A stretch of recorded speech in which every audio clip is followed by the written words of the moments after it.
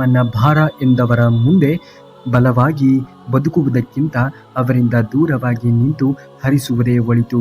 ಸ್ನೇಹವೇ ಆಗಲಿ, ಸಂಬಂಧವೇ ಆಗಲಿ, ಅಲ್ಲಿ ಉಸಿರು ಅನಿಸಬೇಕೇ ಹೊರತು ಉಸಿರುಗಟ್ಟಿಸುವಂತಹ ವಾತಾವರಣ ಆಗಬಾರದು.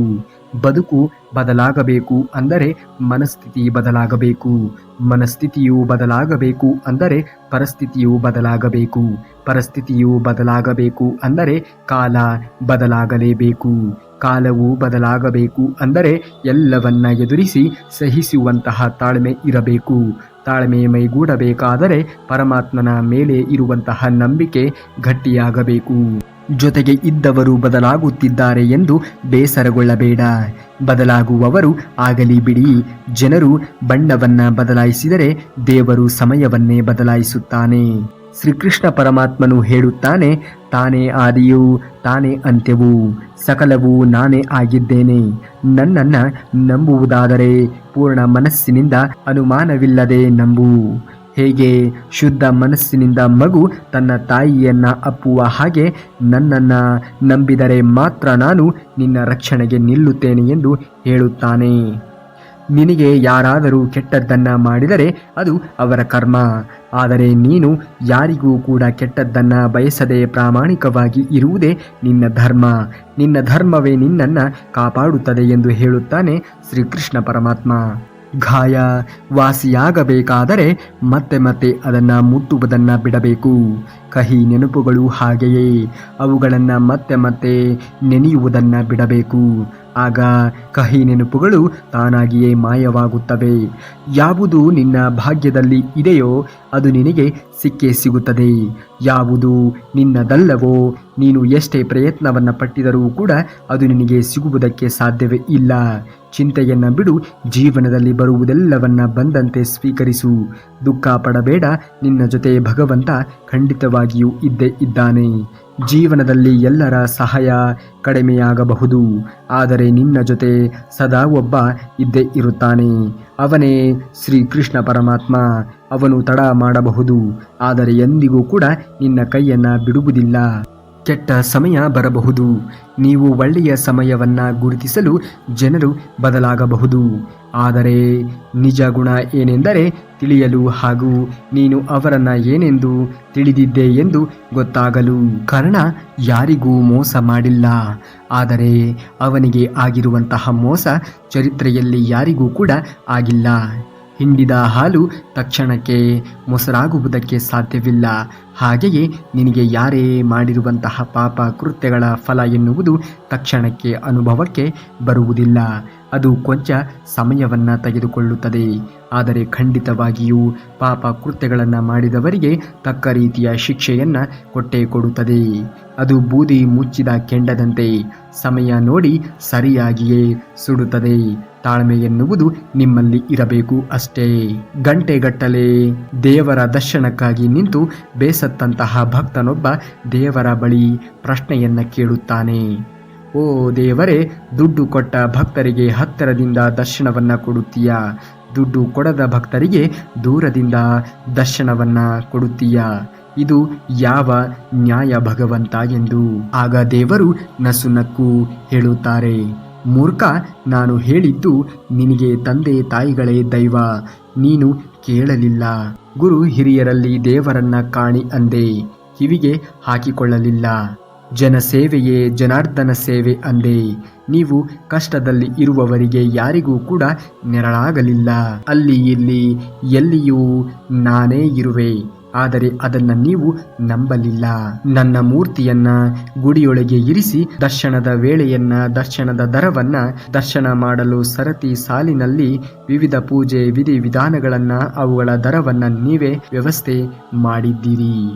ಎಲ್ಲವೂ ನೀವೇ ಮಾಡಿ ನನ್ನನ್ನು ಕೇಳುವುದು ಯಾವ ನ್ಯಾಯ? ಹುಚ್ಚಪ್ಪ, ನನ್ನನ್ನು ಕಾಣುವ ಹಂಬಲ ನಿನಗೆ ಇದ್ದರೆ ಪಶು ಪಕ್ಷಿ ವೃಕ್ಷಗಳಲ್ಲಿ ಕಾಣು, ನಿನ್ನ ಆತ್ಮದಲ್ಲಿ ಕಾಣು, ನಿನ್ನ ತಂದೆ ತಾಯಿಗಳಲ್ಲಿ ಕಾಣು, ನೊಂದವರಲ್ಲಿ ಕಾಣು, ಈ ಸುಂದರವಾಗಿರುವಂತಹ ಪ್ರಕೃತಿಯಲ್ಲಿ ಕಾಣು. ಕೇವಲ ನೀನು ನನ್ನ ದೇವಸ್ಥಾನದಲ್ಲಿ ಮಾತ್ರ ಸೀಮಿತಗೊಳಿಸಬೇಡ ಅಂತ ಭಗವಾನ್ ಶ್ರೀಕೃಷ್ಣ ಪರಮಾತ್ಮನು ಹೇಳುತ್ತಾನೆ. ಮೋಸ ಮಾಡಿದವರು ಅಂತ ದುಃಖಿಸುವುದಕ್ಕೆ ಹೋಗಬೇಡ. ನನ್ನ ನಂಬಿದವರಿಗೆ ಮೋಸ ಆದರೆ ಅವರನ್ನು ಮೋಸ ಮಾಡಲು ಮತ್ತೆ ಯಾವುದಾದರೂ ಒಂದು ರೂಪದಲ್ಲಿ ಅವರನ್ನು ಸೃಷ್ಟಿ ಮಾಡೇ ಇರುತ್ತೇನೆ ಅಂತ ಭಗವಂತ ಹೇಳುತ್ತಾನೆ. ನೀನೇಕೆ ಚಿಂತೆಯನ್ನು ಮಾಡಿ ಕೊರಗುತ್ತೀಯಾ? ಕಾಲ ಯಾವತ್ತೂ ಕೂಡ ಒಂದೇ ರೀತಿಯಾಗಿ ಇರುವುದಿಲ್ಲ. ಇವತ್ತು ಸೋತವರು ನಾಳೆ ಗೆದ್ದೇ ಗೆಲ್ಲುತ್ತಾರೆ. ನಿನಗೆ ಸಿಕ್ಕಿದ್ದನ್ನ ಪಡೆದುಕೊಂಡು ತೃಪ್ತಿಯಿಂದ ಬಾಳಬೇಕು.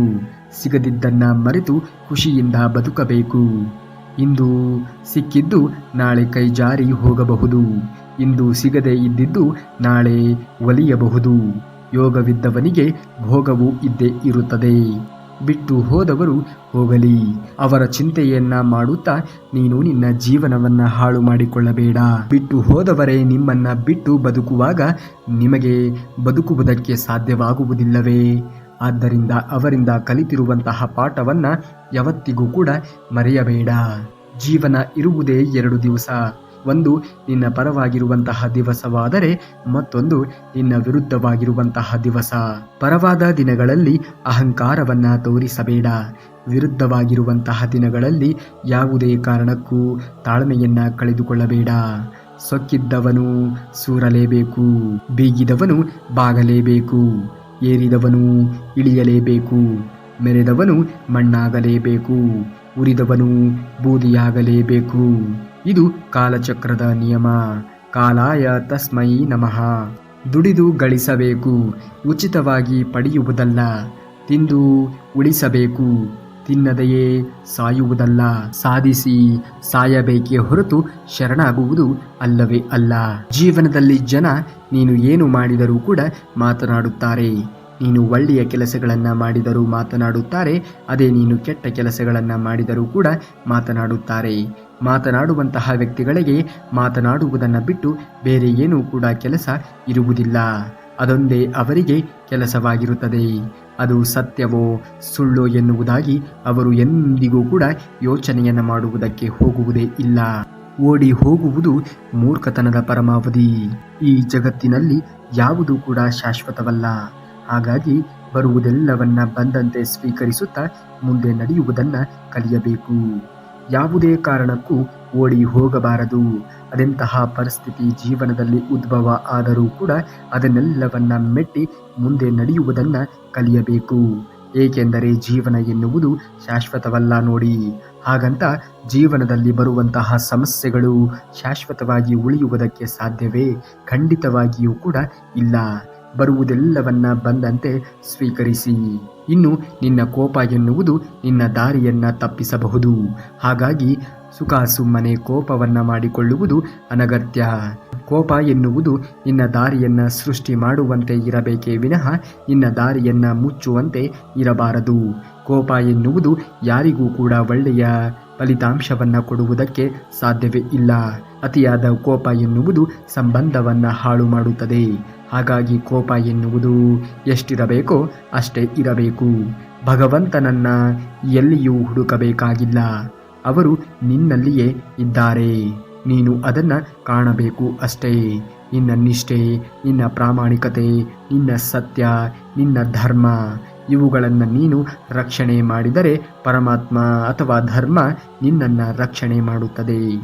ನಿನ್ನ ಶಕ್ತಿಯ ಬಗ್ಗೆ ನೀನೇ ಅನುಮಾನವನ್ನು ಪಡುವುದಕ್ಕೆ ಹೋಗಬೇಡ.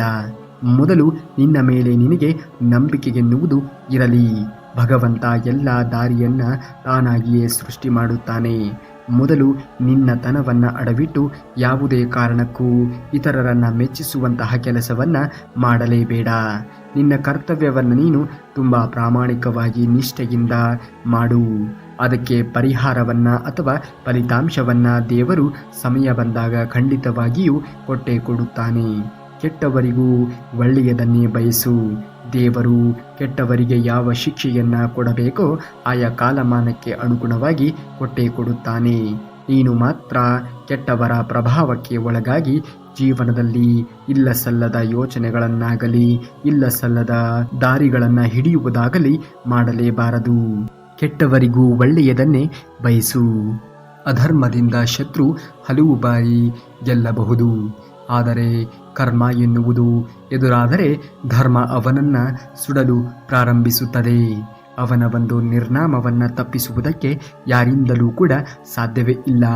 ಅಂತಹ ಭಗವದ್ಗೀತೆಯಲ್ಲಿ ಇದನ್ನು ನಾವು ನೋಡಬಹುದು.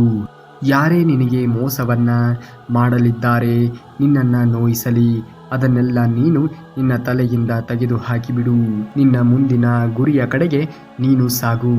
ಜೀವನದಲ್ಲಿ ಖುಷಿ, ನೆಮ್ಮದಿ, ಸಂತೋಷ ಇವೆಲ್ಲ ಮನುಷ್ಯನ ಜೀವನದಲ್ಲಿ ಬಹಳ ಮುಖ್ಯವಾಗುತ್ತದೆ.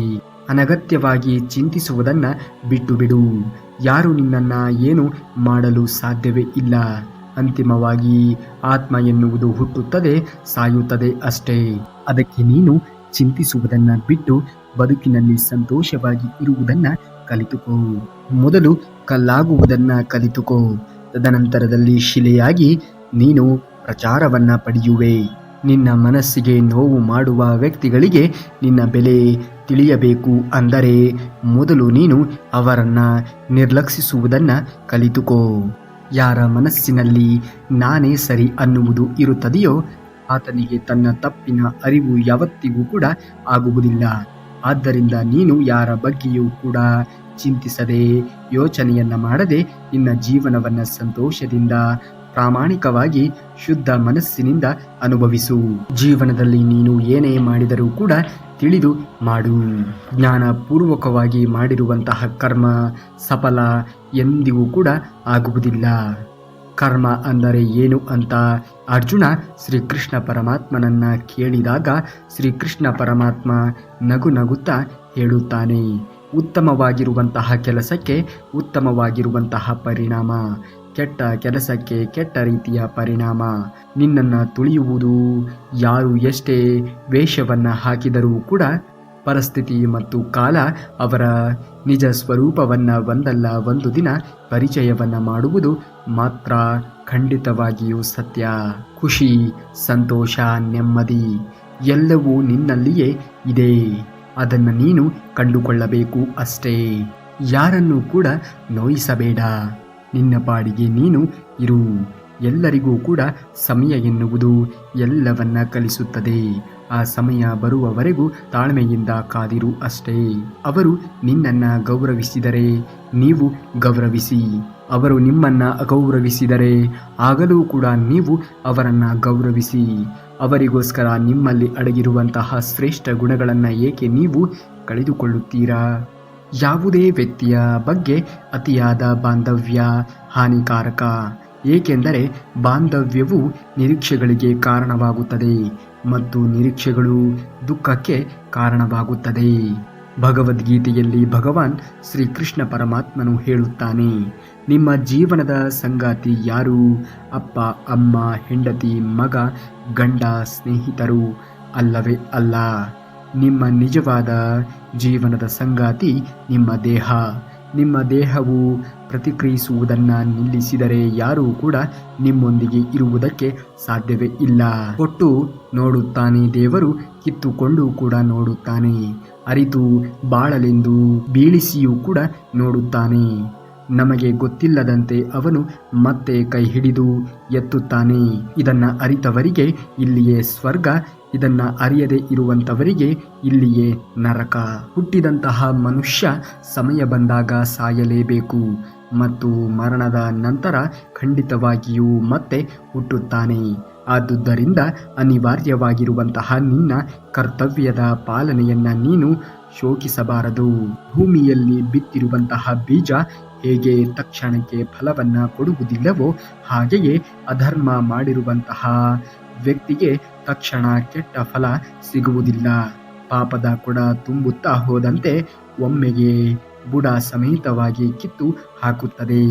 ಕೃಷ್ಣ ಪರಮಾತ್ಮ ನಿನ್ನಲ್ಲಿ ಒಂದು ಪ್ರಾರ್ಥನೆ, ನಿನ್ನ ಬಂಧನದ ಹೊರತಾಗಿ ಬೇರೆ ಯಾವ ಬಂಧನವೂ ಕೂಡ ಬೇಡ. ಪ್ರತಿ ಜನ್ಮದಲ್ಲಿಯೂ ಕೂಡ ನಿನ್ನಂತಹ ಬಂಧುವಿರಲಿ, ಇಲ್ಲವೇ ಬೇರೆ ಜನ್ಮವೇ ನನಗೆ ಬೇಡ.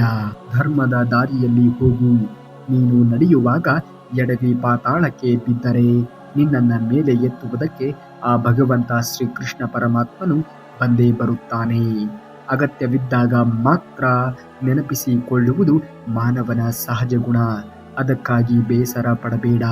ಕತ್ತಲು ಆವರಿಸಿದಾಗ ಮಾತ್ರವೇ ನಮಗೆ ಮೇಣದ ಬತ್ತಿ ಬೇಕಾಗುತ್ತದೆ ಹಾಗೂ ಅದರ ನೆನಪು ಕೂಡ ಆಗುತ್ತದೆ. ಅಲ್ಲಿಯವರೆಗೆ ಅದರ ನೆನಪೇ ನಮಗೆ ಆಗುವುದಿಲ್ಲ. ನಿನ್ನ ವಿಧಿಗೆ ನೀನೇ ಹೊಣೆ. ಮನುಷ್ಯ ತನ್ನ ವಿಧಿಯನ್ನ ತಾನೇ ಬರೆದುಕೊಳ್ಳುತ್ತಾನೆ.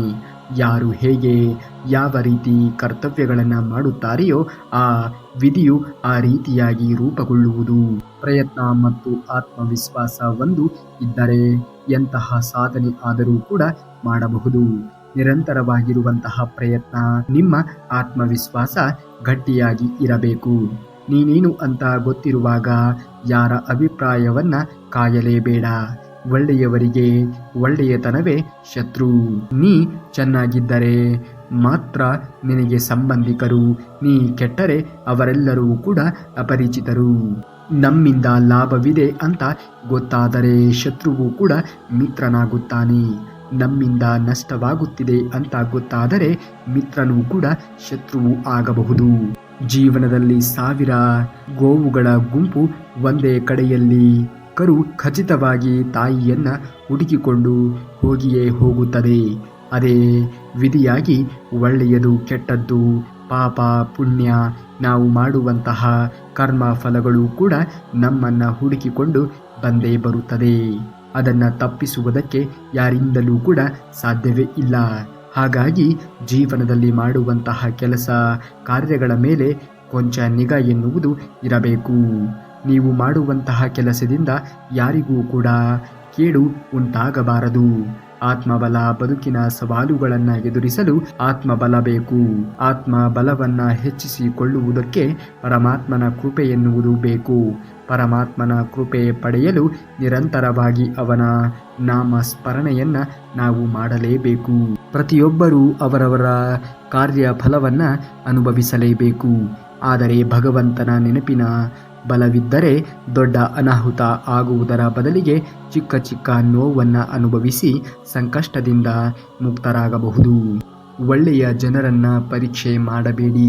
ಏಕೆಂದರೆ ಅವರಿಗೆ ನೋವಾದರೆ ಮಾತಿಗೆ ಮಾತು ಕೊಡಲ್ಲ, ಬದಲಾಗಿ ನಿಮ್ಮ ಜೀವನದಿಂದ ಅವರು ದೂರಾನೇ ಹೋಗಿಬಿಡುತ್ತಾರೆ. ಪ್ರಯತ್ನ ಮತ್ತು ಆತ್ಮವಿಶ್ವಾಸ ಒಂದು ಇದ್ದರೆ ಅದೆಂತಹ ಸಾಧನೆ ಬೇಕಾದರೂ ಕೂಡ ಮಾಡಬಹುದು. ಅದಕ್ಕೆ ಅದೆಷ್ಟೋ ಜನರು ಉದಾಹರಣೆ ಆಗಿದ್ದಾರೆ. ಜೀವನದಲ್ಲಿ ಕಣ್ಣಿನಿಂದ ಕಂಡಿದ್ದು ಎಲ್ಲವೂ ಸತ್ಯವಾಗಿ ಇರುವುದಿಲ್ಲ. ಕಿವಿಯಿಂದ ಕೇಳಿದ್ದು ಎಲ್ಲವೂ ನಿಜವಾಗಿ ಇರುವುದಿಲ್ಲ. ಪರಿಸ್ಥಿತಿಗೆ ತಕ್ಕಂತೆ ಎಲ್ಲವೂ ಬದಲಾಗುತ್ತಾನೆ ಸಾಗುತ್ತದೆ. ಇವತ್ತು ನೀನೇ ಎಲ್ಲ ಅನ್ನುವವರು ನಾಳೆ ನೀನು ಯಾರು ಅಂತ ಕೇಳುವಂತಹ ಪರಿಸ್ಥಿತಿ ಬರಬಹುದು. ಹಾಗಾಗಿ ಯಾರನ್ನೂ ಕೂಡ ಅತಿಯಾಗಿ ಹಚ್ಚಿಕೊಳ್ಳಬೇಡಿ. ಹುಡುಕುತ್ತಾ ಹೋಗಿರುವಂತಹ ಧರ್ಮರಾಯನಿಗೆ ಕೆಟ್ಟವರು ಸಿಗಲೇ ಇಲ್ಲ. ಎಷ್ಟು ಹುಡುಕಿದರೂ ಕೂಡ ದುರ್ಯೋಧನನಿಗೆ ಒಳ್ಳೆಯವರ ದರ್ಶನ ಆಗಲೇ ಇಲ್ಲ. ನೋಡುವ ದೃಷ್ಟಿ ನಮ್ಮ ವ್ಯಕ್ತಿತ್ವವನ್ನು ರೂಪಿಸುತ್ತದೆ, ಬದುಕನ್ನು ರೂಪಿಸುತ್ತದೆ. ಭಗವಂತ ಕೊಟ್ಟು ನೋಡುತ್ತಾನೆ, ಕೊಟ್ಟ ಮೇಲೆ ಕಿತ್ತುಕೊಂಡು ಕೂಡ ನೋಡುತ್ತಾನೆ. ಅರಿತು ಬಾಳಲೆಂದು ಬೀಳಿಸಿಯೂ ಕೂಡ ನೋಡುತ್ತಾನೆ. ನಮಗೆ ಗೊತ್ತಿಲ್ಲದಂತೆ ಅವನು ಮತ್ತೆ ಕೈ ಹಿಡಿದು ಮೇಲೆ ಎತ್ತುತ್ತಾನೆ.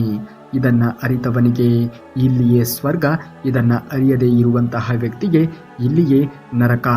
ಹಾಗಾಗಿ ಎಲ್ಲರ ಮೇಲೆ ಗಮನ ಎನ್ನುವುದು ನಿಮಗೆ ಇರಬೇಕಾದದ್ದು ಅವಶ್ಯಕ. ನೀವೇನಾದರೂ ಶ್ರೀಕೃಷ್ಣ ಪರಮಾತ್ಮನ ಭಕ್ತರಾಗಿದ್ದರೆ ಈ ಕೂಡಲೇ ಈ ವಿಡಿಯೋಗೆ ಒಂದು ಲೈಕನ್ನು ಮಾಡಿ ಹಾಗೂ ಜೈ ಶ್ರೀಕೃಷ್ಣ ಪರಮಾತ್ಮ ಎಂದು ಕಮೆಂಟನ್ನು ಮಾಡಿ. ಇನ್ನು ಮುಂದಿನ ವಿಡಿಯೋದಲ್ಲಿ ಸಿಗುವವರೆಗೂ ಧನ್ಯವಾದ. ಕರುನಾಡಿಗೆ.